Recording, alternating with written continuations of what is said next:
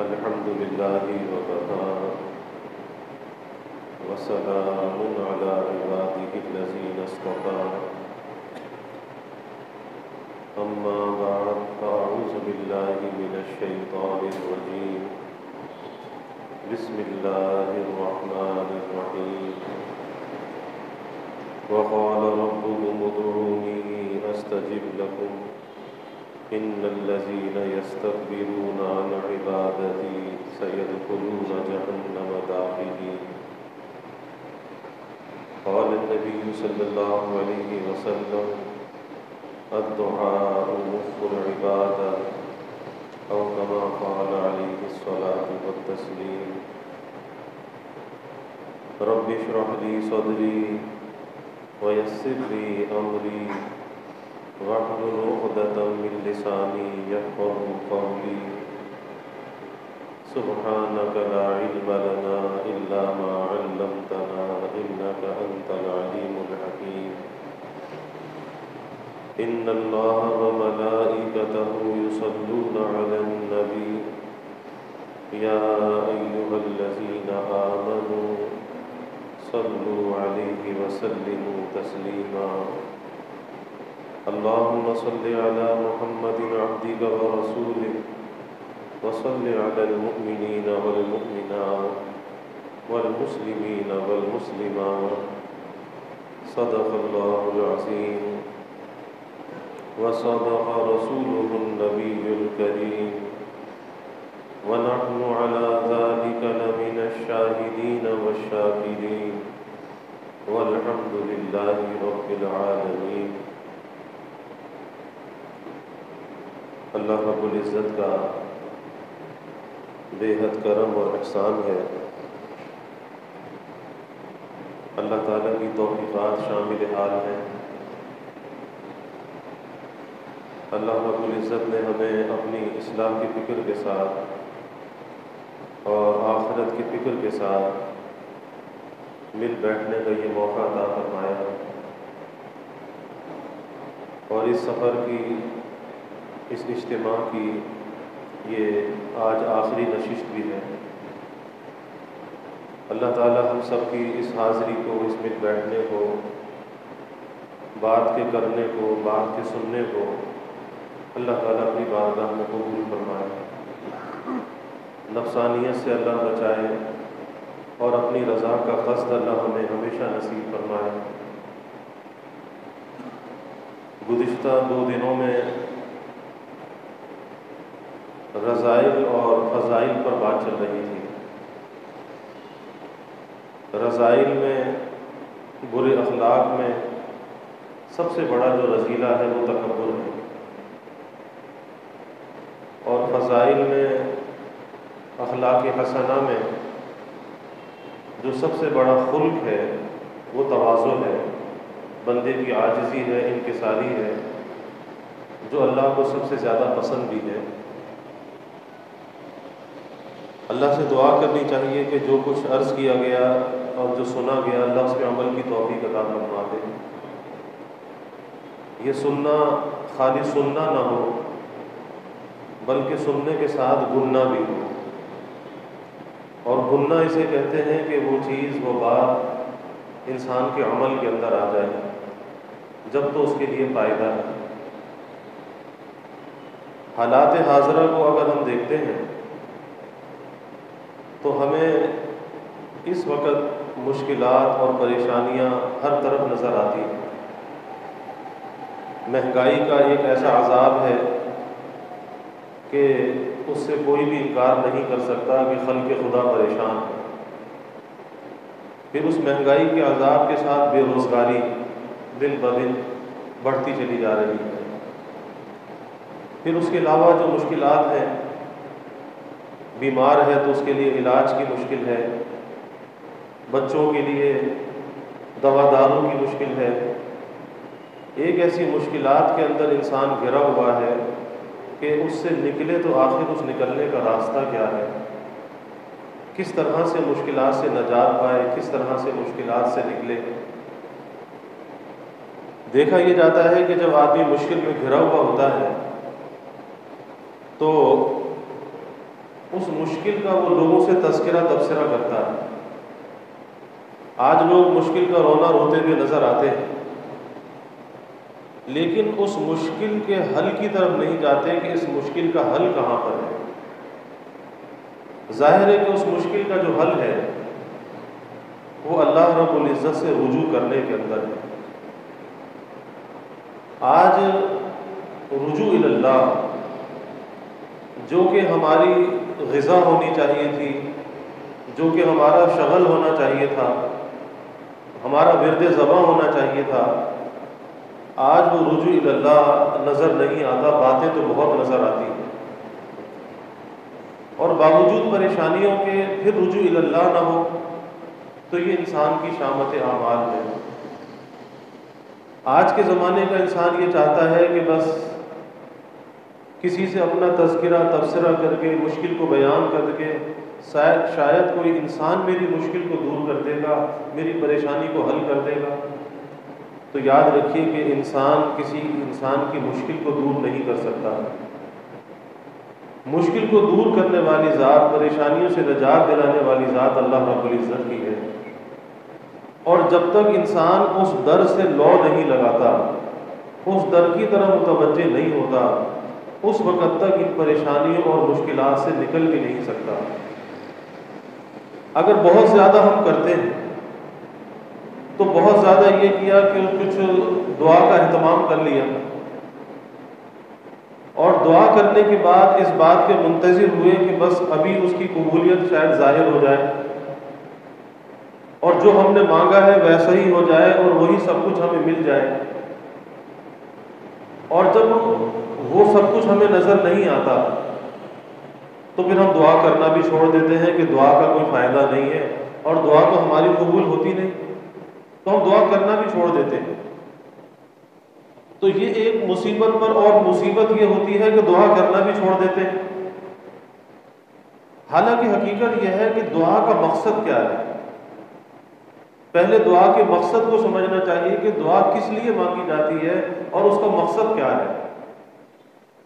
دعا کا مقصد یہ ہے کہ انسان اپنی حاجت کو، اپنی مشکل کو، اپنی پریشانی کو، بیماری کو اللہ کی بارگاہ میں پیش کرے، یعنی اپنی درخواست کو، اپنی مشکلات اور پریشانیوں کو درخواست کی صورت میں اللہ کے سامنے پیش کر دے۔ اور بندے کا اتنا ہی کام ہے، بندے کا اتنا ہی کام ہے کہ اپنی درخواست کو پیش کر دے۔ آگے اللہ رب العزت اس پر کیا نتیجہ مرتب فرماتے ہیں، کیونکہ یہ تو ان کا وعدہ ہے کہ وہ اس دعا کو رد نہیں فرماتے۔ انہوں نے فرمایا ادعونی استجب لکم، کہ تم مجھ سے مانگو میں تمہاری دعا کو قبول کروں گا۔ تو اس سے پتہ یہ چلا کہ دعا رد نہیں ہوتی، دعا رائگاں نہیں جاتی، ضائع نہیں ہوتی، قبول ضرور ہوتی ہے۔ لیکن وہ دعا کس درجے میں قبول ہوتی ہے؟ ہمارے نزدیک دعا کی قبولیت یہ ہے جو ہم نے مانگا اگر وہ مل گیا تو ہم نے سوچا کہ دعا قبول ہو گئی، اور اگر جو مانگا وہ نہ ملا تو ہم نے یہ سوچا کہ ہماری دعا قبول نہیں ہوئی۔ جبکہ اس کی حقیقت یہ ہے کہ جب بندہ اللہ تعالیٰ کی طرف رجوع کرتا ہے، اللہ سے مانگتا ہے، اور ایک سوالی بن کر، ایک بھکاری بن کر، اور ایک سائلانہ صورت لے کر، اور اپنی احتیاج کو لے کر اللہ کی بارگاہ میں جاتا ہے اور دل سے اللہ کی طرف متوجہ ہوتا ہے، تو اللہ تعالیٰ کی رحمت اس کی طرف متوجہ ہوتی ہے، اور وہ اللہ کی رحمت اور برکت ایسی ہوتی ہے کہ دعا مانگنے کے بعد دل میں ایک اطمینان سا آ جاتا ہے، سکون سا آ جاتا ہے۔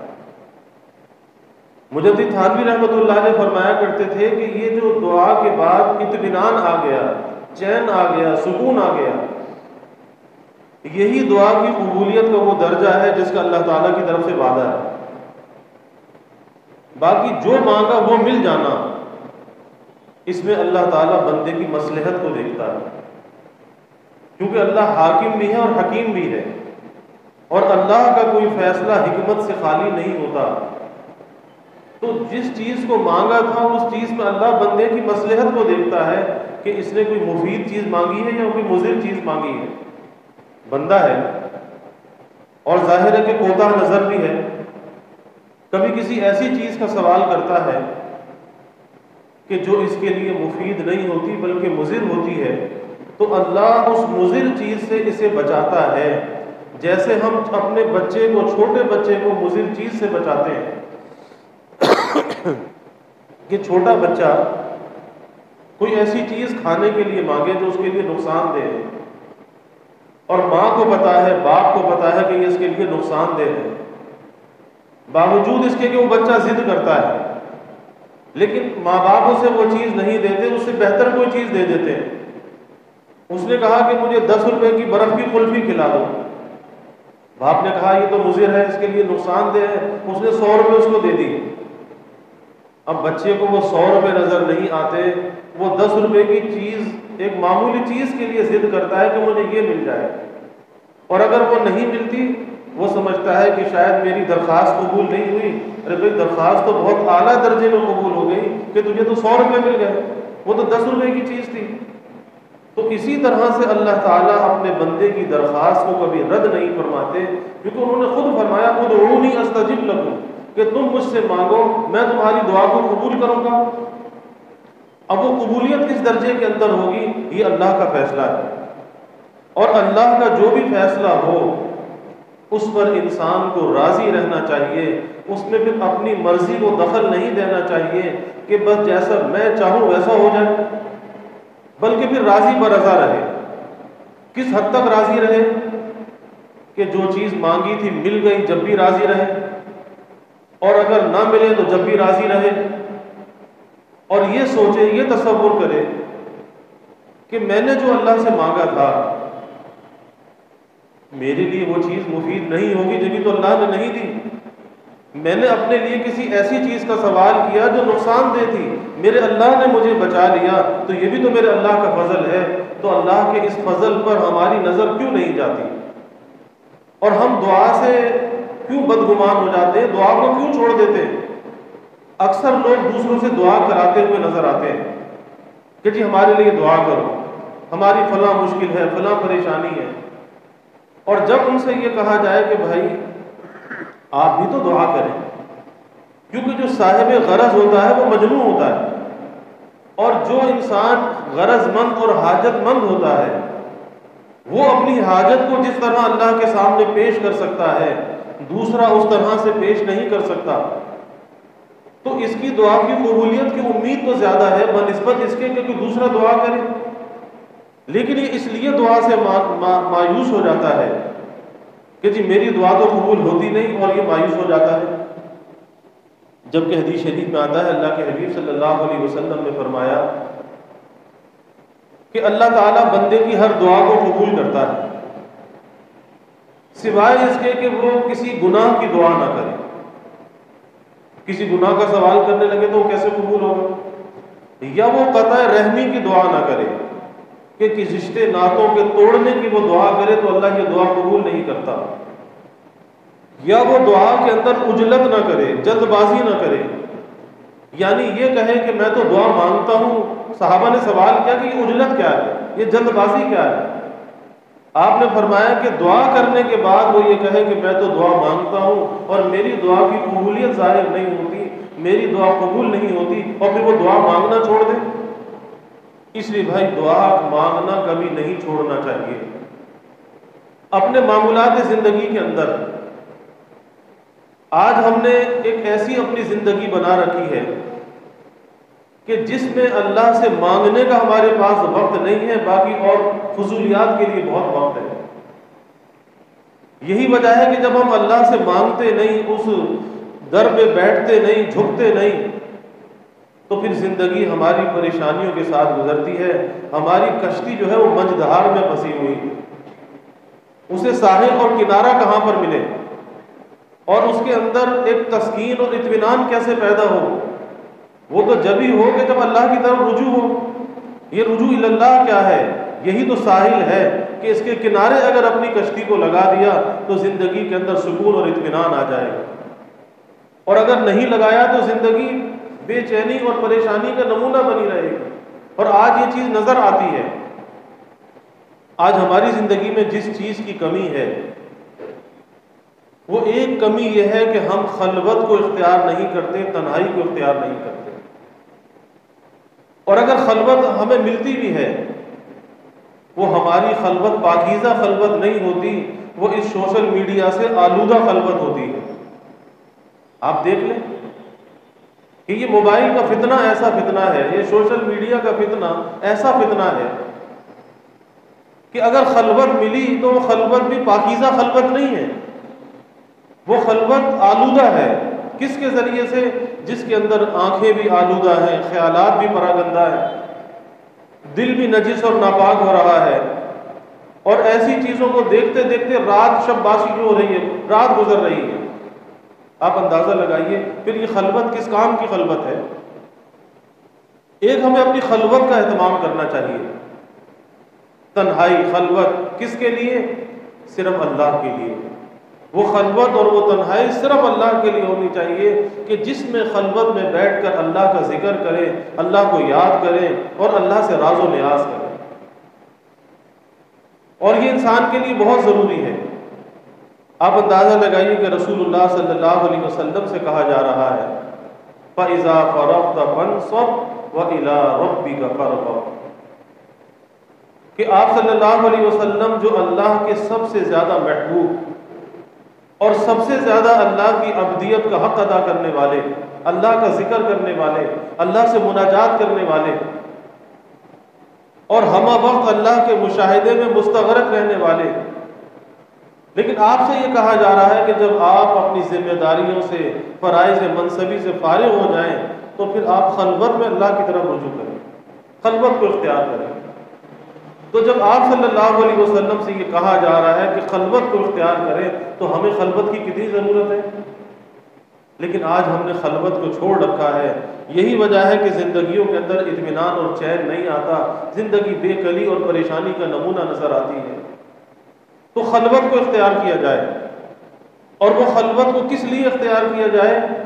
اللہ کی یاد کے لیے، اللہ سے راز و نیاز کے لیے، کہ خلوت میں تنہائی میں بیٹھ کر آدمی اللہ کا ذکر کرے، ذکر کا عادی ہو. آج تو باتیں کرنا تو ہمیں آتی ہیں لیکن اللہ کا ذکر زبان پہ نہیں آتا، چاہے مرد ہوں یا خواتین ہوں. اور ایک عجیب بہانہ لوگوں نے تراش رکھا ہے، کہتے جی ہمارے پاس فرصت نہیں ہے، ہم تو بہت مصروف. تو فضولیات کے لیے، سوشل میڈیا کے لیے، فضول باتیں کرنے کے لیے تو وقت ہے، اور اللہ کے ذکر کے لیے وقت نہیں ہے. وقت تو بہت ہے لیکن اللہ کے ذکر کی اہمیت پیش نظر نہیں ہے. اگر اس ذکر کی اہمیت پیش نظر ہوتی اور آخرت میں اس کے نتائج کا پتہ ہوتا کہ اس ذکر کے نتائج آخرت میں کیا ہیں، تو کبھی انسان فضول اس زبان کو استعمال نہ کرتا اور فضول اپنے وقت کو ضائع نہ کرتا. لیکن احساس نہیں ہے. آپ اندازہ لگائیے، میں آج ظہر کے بعد بھی یہ بات عرض کر رہا تھا کہ آج جس شخص کو دیکھو اس نے ایک اپنی مصنوعی دنیا آباد کر رکھی ہے. اور وہ مصنوعی دنیا کیا ہے؟ وہ مصنوعی دنیا یہ سوشل میڈیا کی دنیا ہے. یہ حقیقی دنیا نہیں ہے، مصنوعی دنیا ہے، یہ جس میں ایک گھر کے ایک چھت کے نیچے رہنے والے ایک دوسرے سے اجنبی ہوتے ہیں، ان کے رابطے آپس میں منقطع ہوتے ہیں، بظاہر ایک مکان میں ایک چھت کے نیچے رہتے ہیں لیکن دل سے دوریاں ہوتی ہیں. اور ساری دنیا سے لوگ قریب ہیں. کہتے جی دنیا جو ہے وہ گلوبل ویلیج بن گئی ہے اور دنیا سمٹ کر انسان کی ہتھیلی پر آ گئی ہے، دنیا اتنی محدود ہو گئی ہے. تو دنیا اگر محدود بھی ہو گئی، دنیا اگر گلوبل ویلیج بھی بن گئی تو تمہیں کیا فائدہ ہوا؟ تم تو اپنوں سے دور ہو گئے، اور اپنوں کے ساتھ جو الفت، محبت اور پیار ہونا چاہیے تھا آج اس سے تم محروم ہو گئے.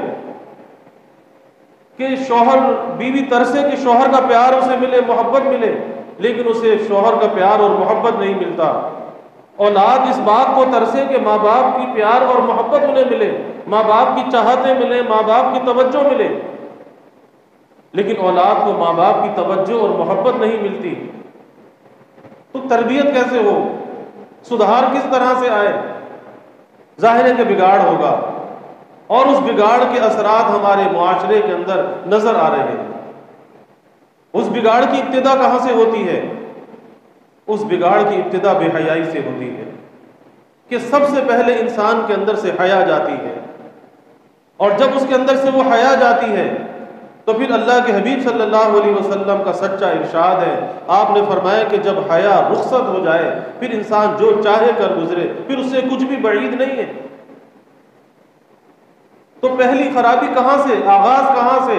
حیا کے جانے سے ہوتا ہے، کہ جس چیز کو دیکھنے سے انسان کو حیا آنی چاہیے، شرم آنی چاہیے، اس کی نگاہ نہیں اٹھنی چاہیے، ان چیزوں سے اپنی نگاہوں کو آلودہ کرے، اپنے دل کو پراگندہ کرے، نجس کرے۔ جو دل اللہ کی تجلیات کا مرکز، جو دل بیت اللہ جسے اللہ نے اپنے لیے بنایا، اور اس دل میں غیر اللہ کو داخل کر لے، اس دل کو بت قدا بنا لے، غیروں کی تصویریں اس میں چھاپ لے، تو زندگی میں اطمینان کہاں سے آئے گا، سکون کہاں سے آئے گا؟ اور لوگ اطمینان اور سکون کے متلاشی ہیں، وہ کیسے سکون آئے گا؟ آج سب سے زیادہ نقصان اس چیز سے ہو رہا ہے کہ مصنوعی دنیا آباد کر رکھی ہے، شوہر کی دنیا الگ ہے اور بیوی کی دنیا الگ ہے اور اولاد کی دنیا الگ ہے، ایک مکان میں رہتے ہیں لیکن ہر ایک کی دنیا اس کا موبائل ہے اور اپنی دنیا کے ساتھ وہ مصروف ہے۔ باپ کو بیٹے کی فکر نہیں، ماں کو بیٹی کی فکر نہیں، شوہر کو بیوی کی فکر نہیں اور بیوی کو شوہر کی فکر نہیں۔ یہ ہمارے معاشرے کا نمونہ ہے۔ میں کوئی قصے کہانی نہیں کہہ رہا، یہ حقائق ہے جو بیان کر رہا ہوں۔ کس ڈگر پر ہمارا معاشرہ جا رہا ہے اور کس ڈگر پر ہماری یہ زندگی، جو گھریلو زندگی، جو محبت اور الفت کا نمونہ ہونا چاہیے، کس ڈگر پہ جا رہی ہے؟ یہی وجہ ہے کہ جب یہ بے حیائی بڑھتی ہے تو ناجائز تعلقات کا راستہ کھل جاتا ہے، اور پھر وہ نوجوان بچے بچیاں کہ جن کو ماں باپ بڑی آرزو کے ساتھ پالتے ہیں، پال کے جنہیں جوان کرتے ہیں، وہ بچے اور بچیاں ماں باپ کو ایسا صدمہ دے دیتے ہیں، ماں باپ کی آرزوؤں کا، تمناؤں کا خون کر دیتے ہیں کہ ماں باپ اس صدمے کو برداشت نہیں کر پاتے، معاشرے کے اندر رسوائی مل جاتی ہے۔ کوئی آسان بات ہے کہ ماں باپ کس آرزو سے اولاد کی پرورش کرتے ہیں، لیکن سوشل میڈیا کی لعنت نے وہ بے راہ روی پھیلائی ہے اور وہ ناجائز تعلقات کو ایسا عام کیا ہے کہ اب افسوس تو اس بات کا ہے کہ برائی پر جو افسوس ہونا چاہیے، اب تو اس پر افسوس ہوتا ہے کہ برائی پر افسوس نہیں ہوتا۔ ایک اندر ایسی بے حسی آ چکی ہے، اس برائی کو برا نہیں سمجھا جاتا، تو آخر اس کی تلافی اور تدارک کیسے ہو؟ ہمیں سوچنا چاہیے۔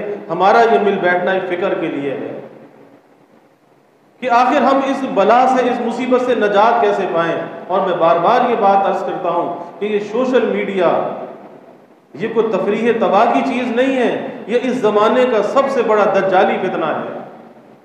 یہ دجالی فتنہ ہے کہ دجال تو بعد میں آئے گا، لیکن دجال کے آنے کی تیاری پہلے سے ہوگی، اور وہ تیاری شروع ہو چکی ہے، اور اسی کا ایک حصہ یہ سوشل میڈیا بھی ہے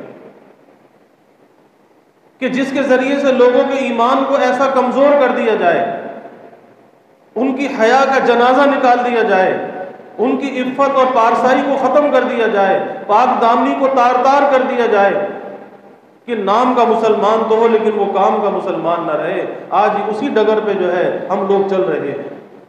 لمحہ فکریہ ہے، ہمیں بیدار ہونا چاہیے کہ ہماری شناخت کیا ہے، ہم کس کی امت ہیں۔ کل ہم نے اپنے نبی کے سامنے بھی جانا ہے، اللہ کے سامنے بھی پیش ہونا ہے۔ ہم کیا منہ لے کر جائیں گے، کس منہ کے ساتھ اللہ کے سامنے پیش ہوں گے، اور کس منہ سے اپنے نبی کے سامنے ہم کھڑے ہوں گے۔ سوچنا چاہیے کہ ہم آخر کن کاموں کے اندر لگے ہوئے ہیں۔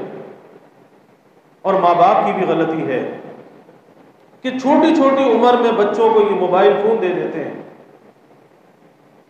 ماؤں کی یہ کیفیت ہے کہ ماں کی گود جو اولاد کی سب سے پہلی تربیت گاہ ہوتی ہے، آج کی ماں اپنے بچوں کی تربیت نہیں کرتی، ماں بچوں سے جان چھڑاتی ہے۔ بچے نے اگر تنگ کیا، پریشان کیا، اسے موبائل پہ گیم لگا کے دے دیا، اسے گیم لگا کے دے دیا، اسے کارٹون لگا کے دے دیے، تو یہ ماں بچے کی خیر خواہ کیسے ہوئی؟ کہ ماں کا کام تھا اس کو وقت دیتی، اس کی تربیت کرتی، اس کی غلطی کی اصلاح کرتی، اسے صحیح طور طریقے سکھاتی، اسے آداب سکھاتی.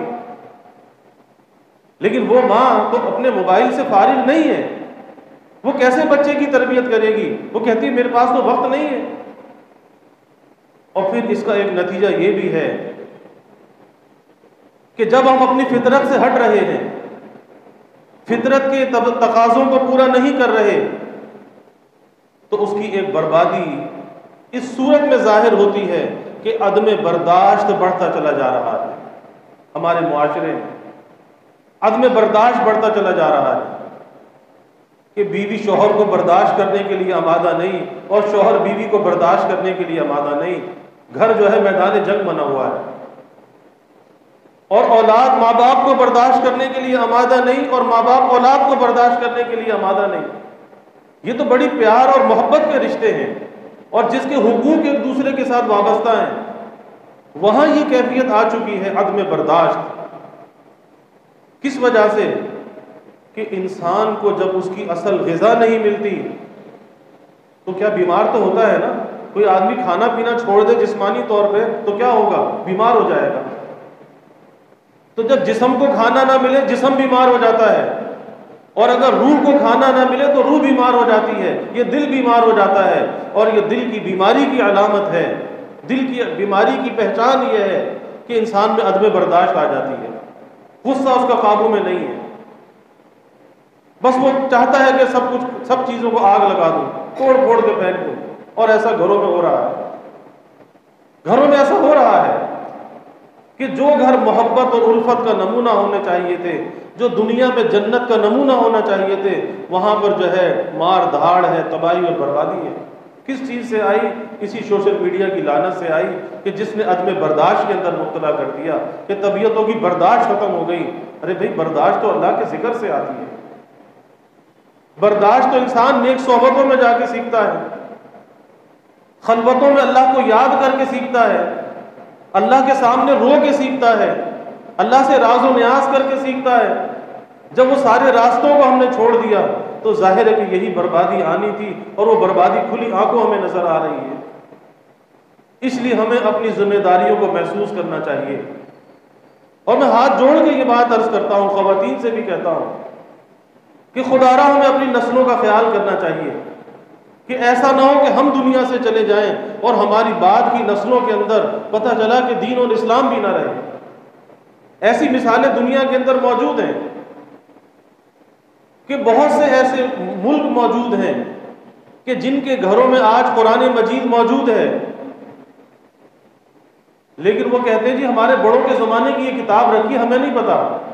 اور جب کوئی ہمارے گھر میں مرنے لگتا ہے تو یہ کتاب اس کے پاس لے آتے ہیں.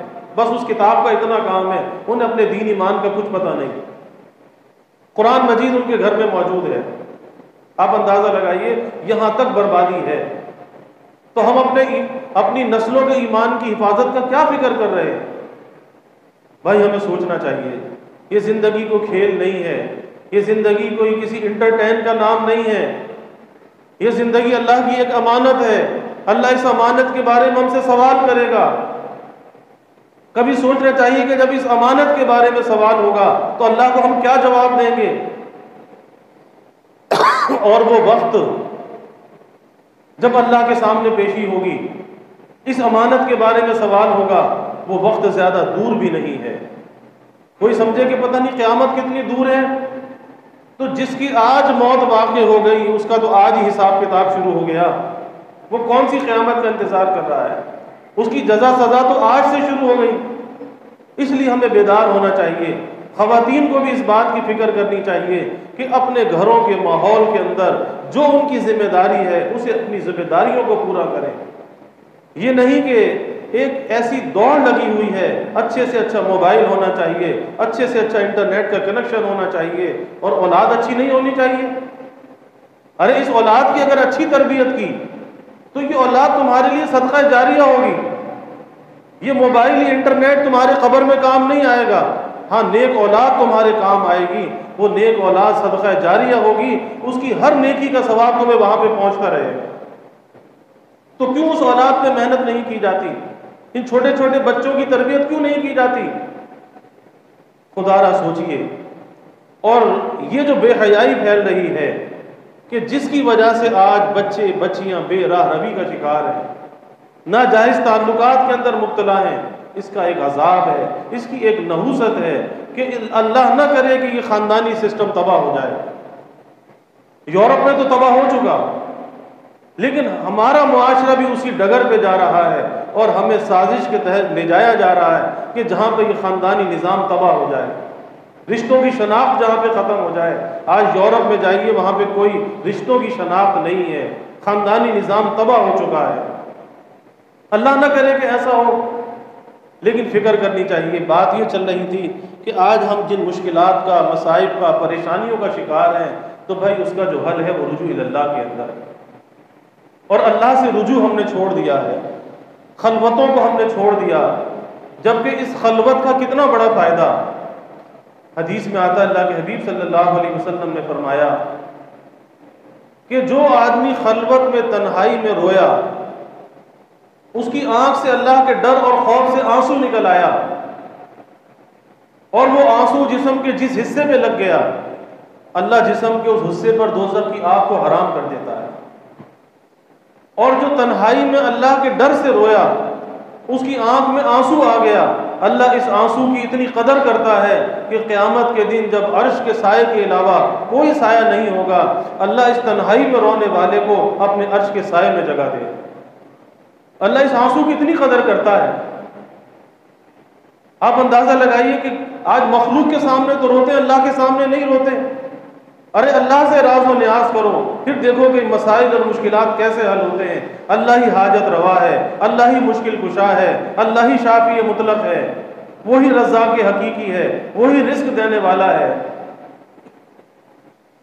تو اس ذات سے کیوں نہیں رجوع کیا جاتا؟ اس پر یقین اور بھروسہ کیوں نہیں کیا جاتا؟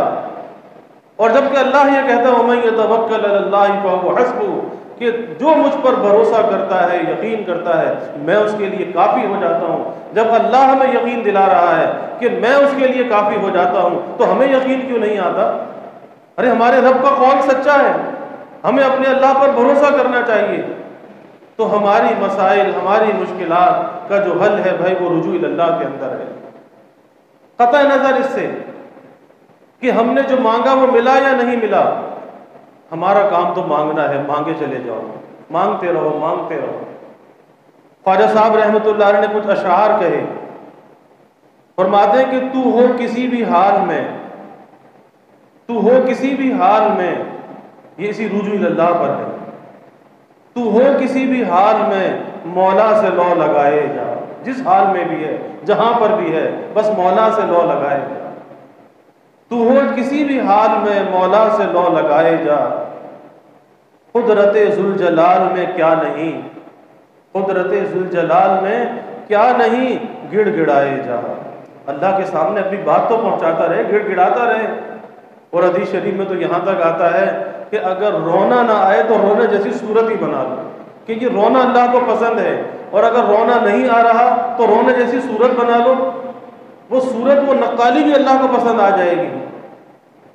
تو قدرت ذوالجلال میں کیا نہیں، تو گڑ گڑائے جا۔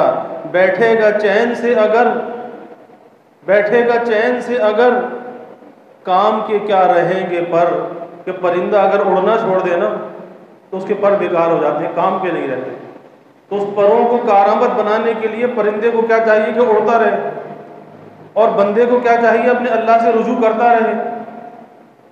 تو بیٹھے گا چین سے اگر، کام کے کیا رہیں گے پر، گو نہ نکل سکے مگر، گو نہ نکل سکے مگر، پنجرے میں پھڑ پھڑائے جا۔ جہاں بھی ہے، جیسا بھی ہے، اور اپنی پھڑپھڑاہٹ تو اللہ تک پہنچاتا رہے، بے چینی، بے کلی کو اللہ تک پہنچاتا رہے۔ اور فرمایا کہ اشک یوں ہی بہائے جا، اشک یوں ہی بہائے جا، دل کی لگی بجھائے جا۔ یہ دل کی لگی جو ہے نا، یہ اللہ کے پاس ہی بجھتی ہے۔ یہ دل کی لگی اور کہیں نہیں بجھتی، کوئی اس کو نہیں بجھا سکتا۔ دل کی تسلی کا سامان کسی انسان کے پاس نہیں ہے۔ دل کی تسلی کا جو سامان ہے وہ تو بھائی اللہ کے پاس ہے۔ اشک یوں ہی بہائے جا، دل کی لگی بجھائے جا۔ آہیں بھی کھینچ کھینچ کر، آہیں بھی کھینچ کھینچ کر آتش غم بڑھائے جا۔ عشق اور محبت کی جو آگ ہے نا، یہ کم نہیں ہوتی، بھڑکتی رہتی ہے۔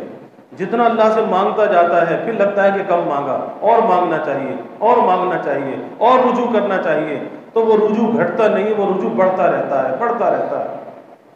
آہیں بھی کھینچ کھینچ کر آتش غم بڑھائے جا، اور ضربے کسی کے نام کی دل پہ، ضربے کسی کے نام کی دل پہ یوں ہی لگائے جا۔ بس تیرا تو کام ہے تو اللہ کو یاد کیے جا اور اللہ اللہ کی ضربے دل پہ لگائے جا۔ ضربے کسی کے نام کی دل پہ یوں ہی لگائے جا، گو نہ ملے جواب کچھ، گو نہ ملے جواب کچھ، در یوں ہی کھٹکھٹائے جا۔ یہ نہ دیکھ کہ ملا یا نہیں ملا، تیرا کام تو کھٹکھٹانا ہے، تو در کو کھٹکھٹائے جا۔ اور فرمایا کہ کھولے وہ یا نہ کھولے در، کھولے وہ یا نہ کھولے در، اس پہ ہو کیوں تیری نظر، کھولے وہ یا نہ کھولے در، اس پہ ہو کیوں تیری نظر، تو بس اپنا کام کر، یعنی صدا لگائے جا، یعنی صدا لگائے جا۔ تیرا کام تو صدا لگانا ہے، تو صدا لگائے جا، بس اس کے بعد اللہ کا فضل متوجہ ہو جائے گا اور وہ صدا تیری وہاں تک پہنچ کے رہے گی۔ حضرت رابعہ بصریہ رحمۃ اللہ علیہا بہت بڑے درجے کی اللہ والی خاتون گزری ہے، اور کیسی اللہ والی تھی۔ آج کل کی خواتین سے تو اللہ کا ذکر نہیں ہوتا، نمازیں بڑی مشکل سے پڑھی جاتی ہیں، لیکن باتیں کرنے میں خواتین ماشاءاللہ بہت با ہمت ہوتی ہیں۔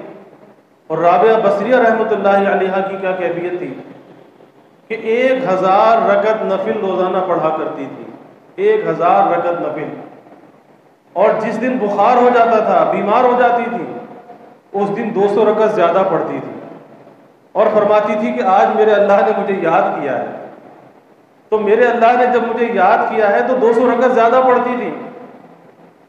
تو کسی نے رابعہ بصریہ رحمۃ اللہ علیہا سے یہ کہا کہ جب دروازہ کھٹکھٹایا جائے تو دروازہ کھل جاتا ہے، تو اس درجے کی معرفت والی خاتون تھی، کہنے لگی کہ ارے دروازہ بند ہی کب ہے جو کھلے گا، وہ در تو کھلا ہوا ہے، وہ تو ہمیشہ کھلا رہتا ہے، بس تم صدا لگائے جاؤ اور وہ تمہاری صدا کو سنتا ہے، اور وہی بھائی ہماری حاجتوں کو پورا کر سکتا ہے۔ تو ہماری زندگی میں جس چیز کی کمی ہے وہ رجوع اللہ کی کمی ہے۔ ہمیں خلوت میں 3 چیزوں کا اہتمام ہم اپنی زندگی میں کر لیں۔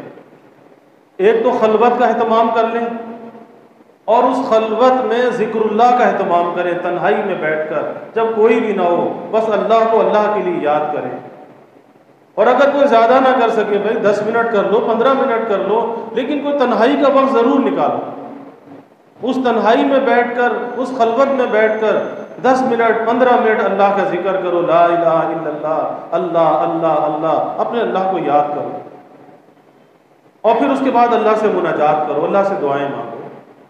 اور کوئی بھی حاجت ہو، کوئی بھی پریشانی ہو، اسے مخلوق کے سامنے بیان نہ کرو، بلکہ اپنی ہر مشکل کو، ہر حاجت کو، ہر پریشانی کو اللہ کے سامنے پیش کرو۔ اور کس طرح سے پیش کرو کہ دل کے یقین کے ساتھ اللہ کے سامنے پیش کرو کہ حاجت روا، مشکل کشا اگر کوئی ذات ہے، اللہ رب العزت کی ذات ہے، اور وہی میری مشکل کو دور کر سکتا ہے، اس کے سوا کوئی میری مشکل کو دور نہیں کر سکتا۔ انسان بہت سے مسائل میں گھرا ہوا ہے۔ آج گھر گھر میں اولاد کے مسائل ہیں، اولاد ماں باپ کے قابو میں نہیں ہے۔ اب ان کے دل کس کے قابو میں ہے؟ اگر ماں باپ کے قابو میں دل نہیں ہے، اللہ کے قابو میں تو ہے۔